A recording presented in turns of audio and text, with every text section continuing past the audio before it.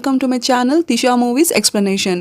ఈ రోజు ఎక్స్ప్లెయిన్ చేసే మూవీ పేరు డిసెప్షన్ ఆఫ్ ద నావెలిస్ట్. మొదటి సన్నివేశంలో ఒక మహిళ అపార్ట్మెంట్ 25th ఫ్లోర్ నుండి కింద పడడం చూపిస్తారు.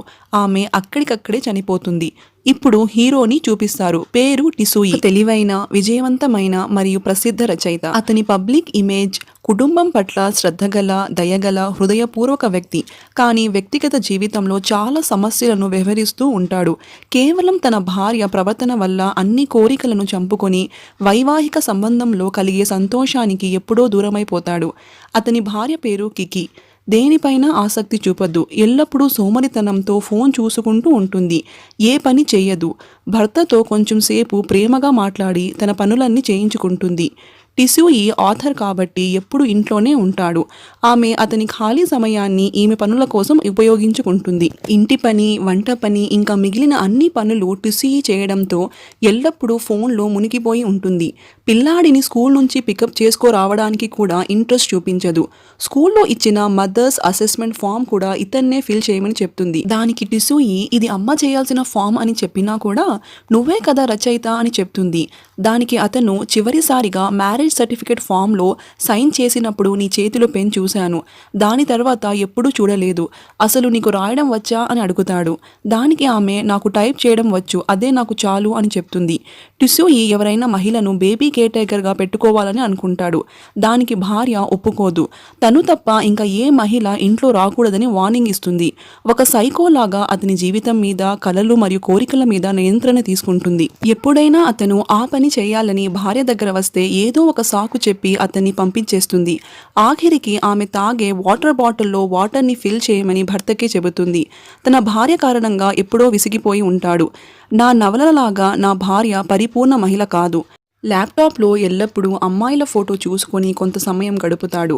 తన బాబును చాలా ప్రేమగా, శ్రద్ధగా చూసుకుంటాడు. అతని ఇల్లు పైన ఉన్న ఫ్లాట్ రెంట్కి ఇవ్వాలి అనుకుంటాడు. బ్రోకర్ ఫోన్ చేసి మీ ఫ్లాట్కి ఒక క్లయింట్ దొరికారు అని చెబుతాడు. దానికి టిసూయి అంత తొందరగా వచ్చేసారా అని అడుగుతాడు. దానికి బ్రోకర్ నేను స్పెషల్ అటెన్షన్ తీసుకుంటున్నాను మీ ఫ్లాట్ మీద అని చెబుతాడు. టిసూయి ఫ్లాట్ దగ్గరికి వస్తాడు. అక్కడ చాన్ని చూపిస్తారు. బ్రోకర్ ఆమెతో హాంకాంగ్లో ఇంత స్పేషియస్ ఫ్లాట్ 48,000కి దొరకడం చాలా గ్రేట్. ఆమెని టిసూయితో పరిచయం చేస్తాడు. కానీ ఆమె టిసూయిని పట్టించుకోకుండా అక్కడి నుంచి వెళ్ళిపోతుంది. చాన్ తన బ్యాగ్ అక్కడే మర్చిపోయి వెళ్ళిపోతుంది. టిసూయి ఇది చూడటం గౌరవం కాదేమో అని అనుకుంటాడు. కానీ కొంచెం సేపు తర్వాత ఆ బ్యాగ్ని ఓపెన్ చేస్తాడు. దాంట్లో చాన్ బట్టలు ఉంటాయి. అది చూసి అతను ఆమెను ఆ బట్టల్లో ఊహించుకుంటాడు. అప్పుడే బ్రోకర్ కాల్ చేసి చాన్కి మీ ఫ్లాట్ నచ్చింది, కానీ కేవలం 30,000 రెంట్ ఇవ్వగలుగుతుంది. ఒకవేళ ఇది మీకు నచ్చకపోతే ఎటువంటి అభ్యంతరం లేదు అని ఆమె తెలియజేయమని చెప్పింది. అప్పుడే ఆమె బ్రోకర్ ఫోన్ తీసుకొని నేను ఒక బ్యాగ్ మర్చిపోయాను, బ్యాగ్ తెరవడానికి ధైర్యం చేయవద్దు. అతను కొంచెం సేపు ఆలోచించి 30,000కి ఒప్పుకుంటాడు. నెక్స్ట్ సీన్లో ఆమె స్విమ్మింగ్ పూల్లో ఉండటం చూసి ఆమె వీడియోని తీస్తాడు. అలా చేస్తూ కాలు జారి స్విమ్మింగ్ పూల్లో పడిపోతాడు. చాన్ టిసూయితో నేను ఒక ఇన్సూరెన్స్ ఏజెంట్, ఎక్కువ సమయం ఇంట్లోనే ఉంటాను అని చెబుతుంది. టిసూయి నేను ఒక రచయిత అని పరిచయం చేసుకుంటాడు. దానికి చాన్ నేను చదవడం కంటే సినిమాలు చూడటానికి ఇష్టపడతాను. ఆమె టిసూయిలో ఇంట్రెస్ట్గా ఉందని చాలా సిగ్నల్స్ ఇస్తుంది. టిసూయి ఆమెతో నా నెక్స్ట్ నవల్ నీకు ఇస్తాను, నువ్వు జపనీసా అడుగుతాడు. దానికి ఆమె తండ్రి హాంకాంగ్, అమ్మ జపనీస్, అందుకు నాకు చైనీస్ చదవడం సరిగా రాదు అని చెబుతుంది. టిసూయి ఆమె వీడియోని చూస్తూ ఆమె గురించే ఆలోచిస్తూ ఉంటాడు. అతనికి మెసేజ్ వస్తుంది 15,000 రెంట్ క్రెడిట్ అయ్యింది అని. దానికి అతను కాల్ చేసి 30,000 కదా సెండ్ చేయాలి అడుగుతాడు. దానికి ఆమె మిగిలిన అమౌంట్ ఫ్రీగా ఉంటే ఇంటికి వచ్చి తీసుకో అని చెబుతుంది. భార్యతో జిమ్కి వెళ్తున్నాను అని చెప్పి చాన్ ఫ్లాట్కి వెళ్ళిపోతాడు. చాన్ అతనితో ఇన్సూరెన్స్ జాబ్లో ఇన్కమ్ అంత సరిగ్గా ఉండదు, నేను ఎవరితోనైనా ఈ ఫ్లాట్ షేర్ చేసుకోవాలని అనుకుంటున్నాను. దానికి టిసూయి ఇది నువ్వు ఉండే ఫ్లాట్, నీ ఇష్టం, నువ్వు ఎవరితోనైనా షేర్ చేసుకోవచ్చు. దానికి ఆమె నేను ఏమి చిన్నపిల్లను కాను, నీకు నా మీద ఇంట్రెస్ట్ లేకపోతే 18,000 తగ్గించి ఇలాంటి పాష్ ఫ్లాట్ నాకు ఎందుకు ఇచ్చావు? నువ్వు ఎప్పుడు రావాలి అనుకున్నా నా ఫ్లాట్కి రావచ్చు అని ఓపెన్గా మాట్లాడుతుంది. అతను చాలాసేపు ఎమోషన్స్ని కంట్రోల్ చేసుకుంటాడు. చాలా సంవత్సరాల తర్వాత ఎడారిలో వర్షం పడుతున్నట్లుగా అనిపిస్తుంది. ఆమె ప్రపోజల్ని ఒప్పుకుంటాడు. ఆ రోజుతో అతనికి ఆమెతో అఫైర్ స్టార్ట్ అయిపోతుంది. ఎన్నో సంవత్సరాల నుండి తన మనసులో దాగి ఉన్న కోరికలను, ఆశలను చాన్ ద్వారా పొందుతాడు. ఇంకా అలా ప్రతిరోజు జిమ్కి వెళ్తున్నాను అని చెప్పి చాన్ ఫ్లాట్కి వెళ్ళిపోతాడు. నెక్స్ట్ సీన్లో తన ఫ్రెండ్స్ని కలుస్తాడు. ఇద్దరు ఎక్కువగా అమ్మాయిల గురించి కొంచెం సేపు మాట్లాడుతారు. ఒకతను నేను ఇటీవల తైవాన్కి వెళ్ళాను, అక్కడ 8 మంది అమ్మాయిలతో డాన్స్ చేశాను అని చెబుతాడు. వాళ్ళిద్దరూ టిసూయి పాపం మనలాగా వేరే అమ్మాయిలతో ఎంజాయ్ చేయలేడు, ఎందుకంటే అతని వైఫ్ ఒక పెద్ద సైకో. కొద్ది సంవత్సరాల ముందు జరిగిన సంఘటనలను గుర్తు చేసుకుంటారు. ఒక బార్లో ముగ్గురు బాగా ఎంజాయ్ చేస్తూ ఉంటారు. అప్పుడే హఠాత్తుగా కీకి అక్కడికి వచ్చేస్తుంది. టిసూయి ఒక అమ్మాయిని కిస్ చేస్తూ ఉండడం చూసి ఆమె కోపంతో ఆ స్థలాన్ని నాశనం చేసేస్తుంది. అతని ఫ్రెండ్స్ ఆమెను అడుగుతారు, నీకు ఎలా తెలుసు మేము ఇక్కడ ఉన్నాము అని. దానికి ఆమె, నేను టిసూయి మెసేజెస్ చూశాను, స్మైలీ ఉనింది, దానివల్లే నాకు అనుమానం వచ్చింది. మళ్ళీ ఎప్పుడైనా ఇలాంటిది రిపీట్ చేస్తే నీ కొడుకు మరియు నా మృతదేహాలను ఎదుర్కోవాల్సి ఉంటుంది అని వార్నింగ్ ఇస్తుంది. బార్ ఓనర్ టిసూయిపై అరుస్తుంది, నా కస్టమర్స్ అందరూ భయపడి పారిపోయారు, నా స్థాపన అంతా నాశనం అయింది, పోలీసులకు ఫోన్ చేస్తే నీ వైఫ్ని అరెస్ట్ చేసుకుని వెళ్ళిపోతారు అని వార్నింగ్ ఇస్తుంది. అతను చాలా ధనవంతుడు కాబట్టి జరిగిన నష్టానికి డబ్బులు పే చేస్తాడు. షెర్లాక్ హోమ్స్ లాంటి డిటెక్టివ్ భార్య ఇంట్లో ఉంటే ప్రేయర్, మెడిటేషన్ తప్ప ఇంకేమీ అఫైర్స్ పెట్టుకోవద్దు అని ఫ్రెండ్స్ అతనికి అడ్వైస్ ఇస్తారు. అప్పుడే చాన్ మెసేజ్ చేస్తుంది, ఇద్దరు కలుద్దామా అని. ఆ మెసేజ్ చూసి అతను షెర్లాక్ హోమ్స్ వస్తుంది అని అక్కడి నుంచి వెళ్ళిపోతాడు. చాన్ అతనితో ఈ మంత్ రెంట్ పే చేయకపోతే ఓకేనా అని అడుగుతుంది. దానికి అతనికి కోపం వస్తుంది. అతనితో నువ్వు ఒక పెద్ద బిలియనియర్, ఎందుకు పిసినారిలాగా బిహేవ్ చేస్తున్నావు? అతనికి నో ఆబ్జెక్షన్ లెటర్ చూపిస్తుంది. దాంట్లో ఇప్పటి నుంచి టిసూయి తనకు నచ్చింది తనతో చేయగలడు అని రాసి ఉంటుంది. అది చూసి అతను, నేను నిన్ను ప్రెషర్ చేయడం లేదు, నీకు ఎప్పుడు కుదిరితే అప్పుడు డబ్బులు ఇవ్వు అని చెబుతాడు. ఆ రోజు ఆమెతోనే ఆ ఇంట్లోనే ఉండిపోతాడు. మరుసటి రోజు కంగారు పడి తన ఇంటికి పరిగెత్తుకుని వెళుతాడు. తన భార్య అడిగితే రాత్రి బాగా తాగేశాను, నిద్ర పట్టలేదు, అందుకే బయట వెళ్ళిపోయాను అని అబద్ధం చెబుతాడు. భార్యకు ఎటువంటి సందేహం రాకుండా అతను తన మెసేజెస్ను క్రమంగా తప్పకుండా డిలీట్ చేసేస్తాడు. నెక్స్ట్ సీన్లో అతను జిమ్కు వెళ్తున్నప్పుడు అతని భార్య, ఈ రోజు నుండి నేను రోజు నీతో పాటు వస్తాను అని చెప్తుంది. అది విని అతను డల్గా అయిపోతాడు. చాన్ అతనికి మెసేజ్ చేస్తుంది, గార్బేజ్ వేసేటప్పుడు కలుద్దామా అని. అతనితో సమయం గడపకుండానే అక్కడి నుంచి వెళ్ళిపోతుంది. ఒక ప్లాన్ వేసి తన భార్యను కొరియాకి వెళ్దామా అడుగుతాడు. ఆమె అంగీకరించడంతో టికెట్ బుక్ చేస్తాడు. కొడుకుని భార్య ఆంటీ దగ్గర వదలాలని నిర్ణయించుకుంటారు. టిసూయి మేనేజర్కి కాల్ చేసి చాలా ఇంపార్టెంట్ వర్క్ ఉందని నా భార్యకి అబద్ధం చెప్పు అని అడుగుతాడు. మేనేజర్ మాట విని తన భార్య, నీ వర్క్ ఇంపార్టెంట్, నేను నా ఫ్రెండ్ జెనీతో వెళ్తాను అని చెబుతుంది. ఇతను సంతోషంగా బాత్రూంలో కూర్చొని చాన్కి మెసేజ్ చేస్తాడు, వచ్చే వీక్ నేను ఫుల్గా ఫ్రీ. దానికి ఆమె, తరచూ కలుసుకోబోతున్నట్లయితే నా ఖర్చులకు కొంత డబ్బు కావాలి అని చెప్తుంది. అది విని ఇతనికి కోపం వస్తుంది. కానీ కొంచెం సేపు తర్వాత 10,000 పర్ మంత్కి అంగీకరిస్తాడు. భార్య ట్రిప్కి వెళ్ళిపోతుంది. సంతోషంగా చాన్ని తన ఇంటికి రమ్మని పిలుస్తాడు. తన కొడుకుకి ఆమెను చూసి బిగ్ బ్రదర్ అని పిలువు అని చెబుతాడు. భవిష్యత్తులో ఎప్పుడైనా తన కొడుకు ఆ పేరు ఉపయోగిస్తే తన భార్యకి ఎటువంటి అనుమానం రాకూడదని. ఆమె బెడ్రూమ్లో ఉన్న టెడ్డీ బేర్ని టర్న్ చేసి డ్రెస్ మార్చుకుంటుంది. ఆమె ఎందుకు ఇలా చేసిందని సినిమా ముందుకు వెళ్లే కొద్దీ మనకు అర్థమవుతుంది. ఇద్దరు చాలా సంతోషంగా బయట సమయాన్ని గడుపుతారు. ఆమె టిసూయితో, నీ భార్య ఎందుకు ఎప్పుడు దయ్యంలాగా ఉంటుంది అని అడుగుతుంది. దానికి అతను, స్కూల్లో ఉన్నప్పుడు ఆమె చాలా అందంగా ఉనింది. దానికి చాన్, మళ్ళీ ఎందుకు నువ్వు ఆమెను మోసం చేస్తున్నావు? దానికి టిసూయి, ఎందుకంటే ఇప్పుడు నిన్ను ప్రేమిస్తున్నాను అని చెబుతాడు. కొన్ని రోజుల తర్వాత ట్రిప్ అయ్యాక భార్య ఇంటికి వస్తుంది. అతను చాన్కి మెసేజ్ చేస్తాడు, వార్డెన్ వచ్చేసింది, కానీ నేను నీతో ఒక మూవీ చూడాలనుకుంటున్నాను. దానికి ఆమె 30,000 అడుగుతుంది. ఎంత డబ్బులు ఇచ్చినా మళ్ళీ డబ్బులు అడగడంతో ఇతను విసిగిపోయి తన భార్య దగ్గరికి వస్తాడు. కానీ తన భార్య మళ్ళీ ఏదో ఒక సాకు చెప్పి, నేను ప్రెగ్నెంట్ అయిపోతే నీకు ఓకేనా అడుగుతుంది. అతను జిమ్కి వెళ్ళి తన కోపాన్ని అక్కడ చూపిస్తాడు. నన్ను వెధవా అని అనుకుంటా ఉందా, 30,000 అడుగుతుంది. ఆమెకు డబ్బులు ఇవ్వకపోవడంతో అతను మళ్ళీ పూర్తిగా ఒంటరిగా అయిపోతాడు. అతని మేనేజర్ ఫోన్ చేసి, బుక్ ఫేర్ తొందరలోనే వస్తుంది, ఏదైనా ఇన్స్పిరేషన్ కలిగిందా బుక్ రాయడానికి అని అడుగుతాడు. దానికి అతను కోపంగా, ఇంకా ఏమీ అనుకో తీసుకోలేదు అని చెబుతాడు. టిసూయి ఒక ఇంజనీరింగ్ గ్రాడ్యుయేట్. అతనికి ఎలక్ట్రోమాగ్నెటిక్ ఫోర్సెస్ గురించి వినడం తెలుసుకోవడం చాలా ఇంట్రెస్ట్గా ఉంటుంది. నెక్స్ట్ సీన్లో అనుకోకుండా ముగ్గురు లిఫ్ట్లో కలుస్తారు. చాన్ అతన్ని వెనక నుంచి టచ్ చేస్తుంది. అతను తెలివిగా తన భార్య దృష్టి మళ్లిస్తాడు. తన కొడుకుని పికప్ చేసుకోవడానికి స్కూల్కి వస్తాడు. టీచర్ మింగ్ ఆల్రెడీ తన ఆంటీతో వెళ్ళిపోయాడు అని చెబుతుంది. అది విని అతను ఆశ్చర్యపోతాడు. దానికి ఆమె, మీ కొడుకు ఆమెని బిగ్ బ్రదర్ అని పిలిచి ఆమెను హగ్ చేసుకున్నాడు, అందుకే పంపించాను అని చెబుతుంది. చాన్ మింగ్ని తీసుకుని ఒక పార్క్కి వెళ్తుంది. అక్కడ వేగంగా ఊయలను ఊపుతుంది. టిసూయి ఆమెకు డబ్బులు ఇవ్వలేదన్న కారణంగా ఆ కోపాన్ని మింగ్ మీద చూపిస్తుంది. ఆమె అతనికి ఫోటో పంపించడంతో అతను తొందరగా అక్కడికి వచ్చి తన కొడుకును ఆమె దగ్గర నుండి కాపాడుకుంటాడు. ఎప్పుడు నువ్వు నా దగ్గరే ఉంటే నేను డబ్బులు ఎలా సంపాదించాలి? అతన్ని 50,000 ఇవ్వమని అడుగుతుంది. ఈ మంత్ ఇన్కమ్ సరిగ్గా రాలేదు అని చెబుతుంది. అది విని అతను డబ్బులు ఇవ్వడానికి ఒప్పుకుంటాడు. నెక్స్ట్ సీన్లో నావెల్ ప్రమోషన్కి ఒక సెషన్కి వెళ్తాడు. ఈసారి అతను రాసిన బుక్ మనుషుల మధ్య ఉన్న సంబంధం గురించి అని వివరిస్తాడు. అక్కడికి చాన్ వస్తుంది. అందరి ముందు మీరు మీ వైఫ్కి తెలియకుండా వేరే అమ్మాయితో అఫైర్ పెట్టుకుంటారా అని అడుగుతుంది. దానికి అతను తెలివిగా సమాధానం ఇచ్చి తన ఇమేజ్ని కాపాడుకుంటాడు. నాకు భిన్నగా డబ్బులు పంపించు అని వార్నింగ్ ఇస్తుంది. అతని ఇంటి డస్ట్బిన్లో తన కొడుకు ఫోటో ఐడి కార్డ్ మీద డై అని చాన్ రాస్తుంది. అది చూసి టిసూయి కంగారు పడి బాధపడుతాడు. వెంటనే ఆమెకు 50,000 పంపించేస్తాడు. నెక్స్ట్ సీన్లో చాన్ ఇద్దరు కలిసి గడిపిన సమయాన్ని రికార్డ్ చేసి ఫుల్ వాల్యూమ్లో ప్లే చేస్తుంది. ఆ శబ్దం విని టిసూయి తొందరగా వెళ్ళి ఆఫ్ చేయమని చెబుతాడు. తన స్నేహితులను కలుస్తాడు. ఆమె డిమాండ్ల గురించి చర్చిస్తాడు. చాన్ అతన్ని బ్లాక్మెయిల్ చేసి $10 మిలియన్ కావాలి అని చెబుతుంది. నీకు 12 ప్రాపర్టీస్ ఉన్నాయి, మొత్తం కలిపితే 100 మిలియన్స్, దాంట్లో నేను కేవలం 10 మిలియన్స్ అడుగుతున్నాను. దానికి అతను నా దగ్గర డబ్బులు లేదు అని చెప్పటం లేదు, అదే డబ్బులు వేరే వాళ్ళకి ఇచ్చి శాశ్వతంగా నీ చాప్టర్ క్లోజ్ చేయగలను. దానికి ఆమె, ఒకవేళ నేను చనిపోతే ఆ వీడియోస్ అన్నీ నా ఫ్రెండ్స్ ఆన్లైన్లో పెడతాడు అని చెబుతుంది. నీకు 5 రోజులు ఇస్తున్నాను, నాకు 10 మిలియన్లు కావాలి అని చెబుతుంది. అతని ఫ్రెండ్స్ అంత డబ్బుల డిమాండ్ విని ఆశ్చర్యపోతారు. అతని ఫ్రెండ్స్లో లాయర్ అయిన ఒక అతను, ఆమెకు డబ్బులు ఇచ్చేటప్పుడు రికార్డింగ్ చేసుకో, ఆమె నిన్ను బ్లాక్మెయిల్ చేసింది అని మన దగ్గర కూడా కొన్ని ఆధారాలు ఉండాలి. ఇంకొక ఫ్రెండ్, అందుకే నేను ఇలాంటి అమ్మాయిలతో డీల్ చేయను, వీళ్ళకన్నా ప్రాస్టిట్యూట్స్ మేలు, డబ్బులు తీసుకుని వాళ్ళ దారిన వెళ్ళిపోతారు. నాకు ఈసారి విచిత్రంగా అనిపిస్తుంది.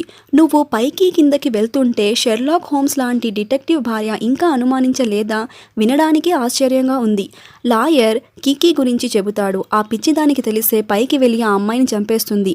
చంపడం అనేది చాలా సులభం, కానీ దాని నుంచి తప్పించుకునేది చాలా కష్టం. టిసూయి వాళ్ళిద్దరి మాటల్ని దీర్ఘంగా వింటూ గమనిస్తాడు. నెక్స్ట్ సీన్లో తన కొడుకుని కొట్టడం చూసి పరిగెత్తుకుని వెళ్ళి కాపాడుతాడు. మింగ్ బిగ్ బ్రదర్ అని ఏడవడం చూసి కికీకి కోపం వస్తుంది. అందుకు తన బాబుని కొడుతుంది. పక్కన ఉన్న నైబర్ బాబుని కాపాడుతాడు. టిసూయి ఇంట్లో కెమెరా ఫిక్స్ చేస్తాడు. అది చూసి తన భార్య, నీ కొడుకుని కొడుతున్నాను అని నన్ను మానిటర్ చేస్తున్నావా? దానికి అతను, మీ ఇద్దరి సేఫ్టీ కోసం ఇది చేస్తున్నాను అని చెబుతాడు. బ్యాంక్ మేనేజర్ ఫోన్ చేసి 10 మిలియన్స్ రెడీగా ఉన్నాయి, బ్రాంచ్కి వచ్చి తీసుకోమని చెబుతాడు. కొడుకుని స్కూల్కి డ్రాప్ చేయడానికి వెళ్తాడు.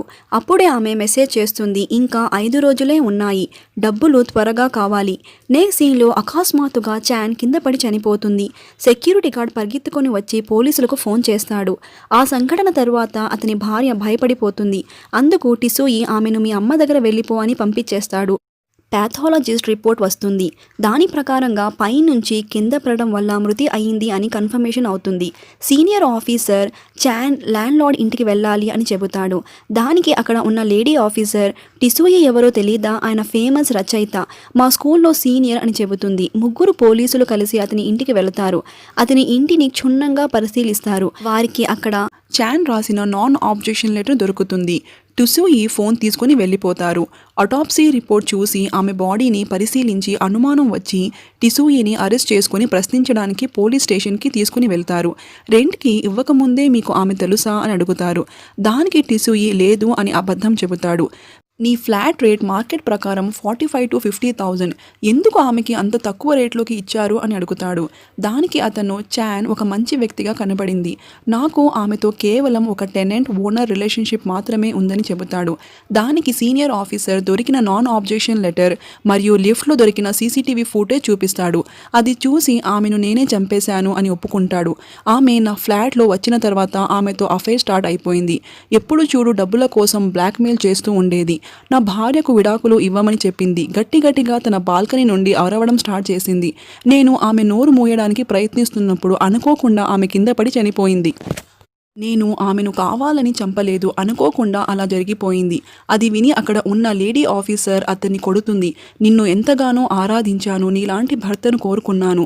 అతని కన్ఫెషన్ చూసిన సీనియర్ డిటెక్టివ్ ఆఫీసర్కి టిసూయి మీద అనుమానం వస్తుంది.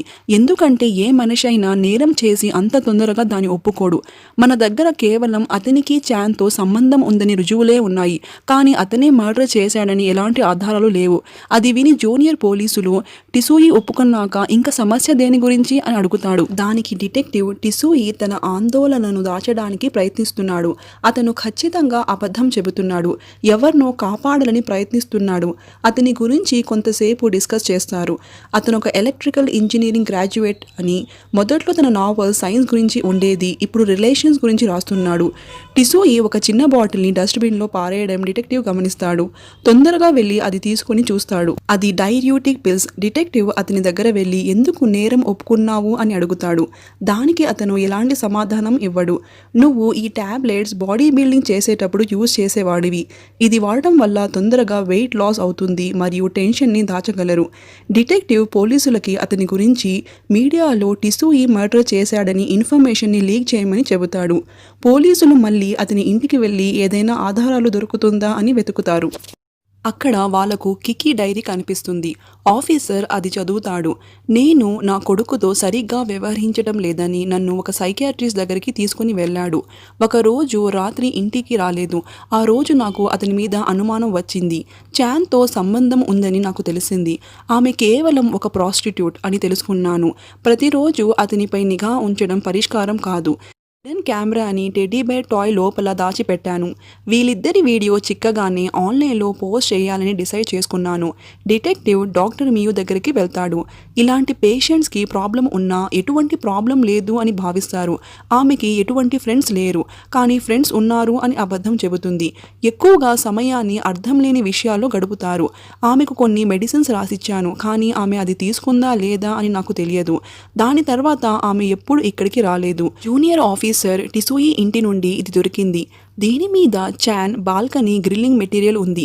ఆమె చనిపోయినప్పుడు అక్కడ మొదట వెళ్ళిన ఆఫీసర్ టిసూయిని అప్పుడే క్యాబ్ దిగడం చూశాడట. అంటే అతను క్రైమ్ సీన్లో లేదు. ఒకవేళ అతని భార్యకి పిచ్చెక్కి చాన్ని చంపేసిందా అని ఇద్దరు డిస్కస్ చేసుకుంటారు. సీనియర్ ఆఫీసర్ కికీ ఎక్కడుందో కనుక్కోమని ఆమెని పిలిపించి ప్రశ్నించాలి అని చెబుతాడు. కికీతో మీరు చాన్ని పైనుంచి తోశారా అని అడుగుతాడు. దానికి ఆమె లేదు, నేను ఎందుకు అలాంటి పని చేస్తాను అని చెబుతుంది. ఆమె ఫోటో చూపించి ఆమె బాడీ మీద మీ స్కిన్ టిష్యూస్ ఉన్నాయి, ఆమె గోర్ల మీద మీరు వేసుకునే రోప్ థ్రెడ్స్ ఉన్నాయి, నీ డైరీ దొరికింది. దానికి ఆమె నేను ఎప్పుడు డైరీ రాయలేదు అని చెబుతుంది. దానికి అతను మదర్స్ అసెస్మెంట్ ఫామ్ చూపిస్తాడు. రెండిట్లో ఉన్న హ్యాండ్ రైటింగ్ సేమ్ అని చెబుతాడు. ఇదంతా చూసి ఆమె ఆశ్చర్యపోతుంది. టిసూయి ఇదంతా చేస్తున్నాడని అనుమానం వచ్చి నా భర్తే ఆమెను పైనుంచి తోసేశాడు. దానికి పోలీసు మీరు అంత కంగారు పడాల్సిన అవసరం లేదు, మీ భర్త ఆల్రెడీ నేరాన్ని ఒప్పుకున్నాడు. దానికి ఆమె అయితే గ్రేట్, అతన్ని పట్టుకోండి, నన్ను ఎందుకు పట్టుకుంటున్నారు అని చెబుతుంది. తన సీనియర్తో 48 అవర్స్ అయిపోయింది. టిసూయిని చార్జ్ చేయకపోతే అతన్ని విడుదల చేయాలి. సీనియర్ ఆఫీసర్ కావాలనే ఇద్దరిని వదిలేస్తాడు, కానీ వాళ్ళ వెనకాల వారిని మానిటర్ చేయడానికి ఒక వ్యక్తిని నియమిస్తాడు. ఇద్దరు బయటికి వచ్చేస్తారు. టిసూయి తన భార్యతో పోలీసులు నన్ను ఎందుకు వదిలేశారో నాకు తెలియదు. ఇప్పుడు అతను గతం గుర్తు చేసుకొని 7 years ముందు ఏం జరిగింది అని చూపిస్తారు. అతని తండ్రి ఆరోగ్యం క్షీణించిపోతుంది. అతనితో మిడిల్ స్కూల్లో చదివిన అమ్మాయి కికీ అక్కడ నర్స్గా పనిచేస్తూ ఉంటుంది. అతను ధనవంతుడు అని ఆమె తెలుసుకుంటుంది. అతనితో చాలా చక్కగా ప్రవర్తిస్తుంది, ఓదార్చుతుంది. అలైన కొన్నాళ్ళకే బాబు పుడతాడు. సొంత కొడుకు టాయిలెట్ చేస్తే కూడా ఆ స్మెల్ని తట్టుకోలేకపోతుంది. టిసూయి దగ్గరుండి పిల్లాడిని చూసుకుంటాడు. ఇద్దరు పిల్లాడిని చూసుకొని అలసిపోతారు. దానికి అతను ఒక నానీని పెట్టుకుంటే బాగుంటుందేమో అని చెబుతాడు. దానికి ఈమె ఒప్పుకోదు. ఆడకుక్కలు కూడా నా ఇంట్లో ఉండకూడదు. నెక్స్ట్ సీన్లో బాబుని ఆంటీ ఇంటి నుండి తీసుకుని రావాలా, వెళ్దాం పదా అని చెబుతుంది. తాగడానికి అతనికి నీళ్లు ఇస్తుంది. అది తాగిన వెంటనే అతను స్పృహ కోల్పోతాడు. వెనకాల పోలీసులు ఫాలో అవుతూ ఉంటారు, కానీ ఒక పెద్ద ట్రక్ రావడంతో మిస్ అయిపోతారు. అతనిని తీసుకుని ఒక ఓల్డ్ వుడ్ కన్స్ట్రక్షన్ ఫ్యాక్టరీకి వెళ్ళిపోతుంది. నువ్వు నువ్వు హత్య చేసి నన్ను ఎందుకు ఇరికిస్తున్నావు? ఎందుకు పోలీసులు నిన్ను వదిలేశారు? నన్ను ఎందుకు సైకోలాగా ఫ్రేమ్ చేశావు అని ప్రశ్నిస్తుంది. దానికి అతను, నాకు తెలియదు, మర్డర్ చేశానని ఒప్పుకున్నాను. నువ్వు చాన్ని నన్ను ఆకర్షించడానికి నా జీవితంలో పంపించకపోయి ఉంటే ఇలా జరిగేది కాదేమో అని చెబుతాడు. అది విని ఆమె షాక్ అయిపోతుంది. టిసూయి భార్యతో, నీ వల్లే కదా ఆమె నా జీవితంలో ప్రవేశించింది, ఎందుకు నన్ను అంత ద్వేషిస్తున్నావు? నేను అలాంటి పనులు ఏమి చేశాను అని అడుగుతాడు. దానికి ఆమె, నువ్వు ఒక హిపోక్రైట్, నువ్వు రాసిన ప్రతి ఒక్క పుస్తకంలో నా గురించి చెడ్డగా మాట్లాడావు. దానికి అతను, నువ్వు నా దగ్గర డబ్బులు లేకపోయి ఉంటే నన్ను పెళ్లి చేసుకునేదాన్ని, ఒక్కసారైనా నా కోసం ఏదైనా చేశావా? ఎప్పుడైనా మన బాబుని చూసుకున్నావా? దానికి ఆమె, నాకు ఇలాంటి పనులు తెలియదు అని చెబుతుంది. దానికి అతను, తెలియదు అంటే అది నీ హక్కు అనుకుంటున్నావా? ఎప్పుడు ఒక శవంలా పడుకొని నీ ఫేవరెట్ సీరియల్స్ చూస్తానే ఉంటావు. ఆ రోజు చాన్ అంత ఫుల్ వాల్యూమ్గా సౌండ్ పెట్టుకొని ఉంటే నీలాంటి డిటెక్టివ్ వైఫ్ ఏమీ పట్టించుకోకుండా ఉండడం నాకు అనుమానానికి దారితీసింది. నువ్వు తాగే ఫ్లాస్క్లో మైక్రోఫోన్ పెట్టాను, మీ ఇద్దరి మాటలు విన్నాను. చాన్ అనే ప్రాస్టిట్యూట్ని నియమించుకున్నావు నన్ను ఇరికించాలని. నువ్వు చాన్తో నా భర్త వీడియోలను బహిరంగంగా విడుదల చేసి అతనిని వదిలించుకుంటాను అన్నావు. నువ్వు డీల్ చేసిన అమౌంట్ చాన్కు నచ్చలేదు. నువ్వు ఆమెకి ఎంత కావాలి అని అడిగావు. దానికి ఆమె, నీ భర్త ప్రాపర్టీస్ మీద నీ పేరు కూడా లేదు అని అక్కడి నుంచి పొగురుగా వెళ్ళిపోయింది. ఆ కోపాన్ని నా కొడుకు మీద చూపించావు. ఇద్దరి మధ్య మాటల ఘర్షణ పెరిగి ఆమె ఒక చెక్క తీసుకొని ఇతన్ని బాగా కొట్టేస్తుంది. విల్ మీద సైన్ చేయమంటుంది. అతను సైన్ చేయడానికి నిరాకరిస్తాడు. ఆమె కోపంతో ఒక పెద్ద సుత్తితో అతని కాలు మీద కొడుతుంది. అతను భయపడి విల్ మీద సైన్ చేసేస్తాడు. అతను తెలివిగా, నన్ను చంపితే నువ్వు జైలుకి వెళ్తావు, మన బాబుని ఎవరు చూసుకుంటారు అని బతిమాలుతాడు. ఇదంతా మర్చిపోదాం, ఒక మంచి జీవితాన్ని ప్రారంభిస్తామని చెబుతాడు. ఆమె కొంచెం సేపు ఆలోచించి అతని చేతుల మీద ఉన్న టేప్ని తీసేస్తుంది. కానీ సడన్గా, వద్దు, ఒకవేళ మళ్ళీ నువ్వు మారిపోతే, మళ్ళీ నీ నావెల్స్లో స్టోరీ మార్చేస్తే, సుత్తి తీసుకొని అతన్ని కొట్టబోతుంది. అతను ఆమెను తోసేసి అక్కడి నుంచి చాలా కష్టపడి పారిపోయేటప్పుడు కింద పడి స్పృహ కోల్పోతాడు. ఆమె అతన్ని చెక్క మీద సంఖ్యలతో గట్టిగా కట్టేసి మిషన్ని ఆన్ చేసేస్తుంది. అతనికి స్పృహ వచ్చిన తర్వాత ఎంత రిక్వెస్ట్ చేసినా ఆమె అతని మాట వినదు. నీ బాడీయే కనిపించకపోతే నన్ను ఎలా అరెస్ట్ చేస్తారు? పోలీసులు ఆ డ్రైవర్ని పట్టుకొని కికి టిసూయిని తీసుకుని వెళ్ళిన చోటుని కనుక్కుంటారు. కరెక్ట్గా సమయానికి పోలీసులు అక్కడికి వచ్చేస్తారు. టిసూయిని కాపాడుతారు. కికీని అరెస్ట్ చేసుకుని మెంటల్ హాస్పిటల్కి పంపించేస్తారు. తన సీనియర్ ఆఫీసర్తో, నాకు ఇప్పుడు కూడా ఏదో విచిత్రంగా అనిపిస్తుంది. కికి హత్య చేసింది అనే అన్ని ఆధారాలు ఆమె ఇంట్లో నుండి స్వాధీనం చేసుకున్నాము. ఒకవేళ ఆమె హత్య చేసి ఉంటే ఆధారాలు ఎందుకు ఇంట్లో పెట్టుకుంటుంది? మరింత ఆలస్యం చేయకుండా వారు కేసును మూసివేయాలని నిర్ణయించుకుంటారు. ఇప్పుడు టిసూయి మొత్తం కథను వివరిస్తాడు. అతని లాయర్ ఫ్రెండ్ చెప్పినట్టుగా చంపడం సులభమే కానీ దాని నుంచి తప్పించుకోవడం చాలా కష్టం. నా భార్య మరియు చాన్ మాటలు విన్న తర్వాత పర్ఫెక్ట్ ప్లాన్ని రెడీ చేశాను. కికీకి డైరీ రాసే అలవాటు లేదు, కానీ ఆమె బదులు నేనే డైరీ రాశాను. తద్వారా పోలీసులకు సైకియాట్రిస్ట్ గురించి తెలియాలని పోలీసుల దృష్టిని మళ్లించాను. పోలీసులకు కికీ మూడ్ డిసార్డర్స్ గురించి తెలియజేయడానికి ఆమె తాగే ఫ్లాస్క్లో స్పృహ కోల్పోయే మందుని కలిపాను. 10 మిలియన్స్ తీసుకొని చాన్ ఇంటికి వెళ్ళాను. ఆమె తన దగ్గర ఉన్న అన్ని వీడియోస్ని నాకు ఇచ్చేసింది. తన ఫ్రెండ్ దగ్గర ఉన్న వీడియోస్ ఎక్కడా అని అడిగితే నేను ఊరికే చెప్పాను, నా కోసం ఎవరు అటువంటి పని చేయరు అని చెప్పింది. అప్పులు చూసి చాలా సంతోషపడింది. దానికి బదులు ఆమెను, నా భార్య డ్రెస్ ఒకసారి వేసుకుంటావా అని అడిగాను. ఎందుకంటే ఆ డ్రెస్లో నా భార్య స్కిన్ టిష్యూస్ ఉంటాయి. ఆమెకు క్లోరోఫామ్ ఇచ్చి స్పృహ కోల్పోయేలా చేశాను. నా భార్య వేసుకునే రోబ్ని చాన్ బాడీ మీద రుద్దాను. ఎప్పటి నుంచో నేర్చుకుంటున్న ఎలక్ట్రోమాగ్నెటిక్ ఫోర్స్ ఇక్కడ ఉపయోగించాను. చాన్ బాల్కనీలో ఉన్న ఊయల కింద ఆ సెటప్ పెట్టి ఒక టైం సెట్ చేసి అక్కడి నుంచి వెళ్ళిపోయాను. కొంచెం సేపు తర్వాత ఆ టైమర్ని ఆన్ చేశాను. దాని కారణంగా ఊయల నుంచి ఆమె ఆ ఫోర్స్తో పైనుంచి కింద పడిపోయింది. పోలీసులు అక్కడ ఉండటం గమనించి వాళ్ళ ముందే క్యాబ్ నుంచి దిగాను. ఆ మర్డర్ చేయలేదని బలమైన ఆధారాన్ని సంపాదించాను. పోలీసులు కింద ఉండటం చూసి తొందరగా ఆమె ఇంటికి వెళ్ళి పెట్టిన సెటప్ని అక్కడి నుంచి తీసుకుని వెళ్ళిపోయాను. నేనే నేరం చేశానని ఒప్పుకున్నాను. ఎందుకంటే పోలీసులు కేసులో ఎక్కువ దూరితే చాలా విషయాలు తెలుసుకుంటారు. నా భార్యను చాన్ హత్యలో ఇరికిస్తే ఆ కోపంలో ఖచ్చితంగా ఏదో ఒక పిచ్చి పని చేస్తుంది. నేను అనుకున్నట్లుగానే ఆమె కోపంలో నన్ను చంపడానికి ప్రయత్నించింది. చివరి సన్నివేశంలో తన కొడుకుతో ఉజ్వల భవిష్యత్తు ఆశతో సంతోషంగా ఆ ఊరిని వదిలి వెళ్ళిపోతాడు. ఇదే friends deception of the novelist పూర్తి సినిమా కథ. ఫ్రెండ్స్, ఈ మూవీని మన తెలుగు భాషలో తీస్తే ఎవరు లీడ్ రోల్స్కి బాగా సూట్ అవుతారో కమెంట్ చేసి చెప్పండి.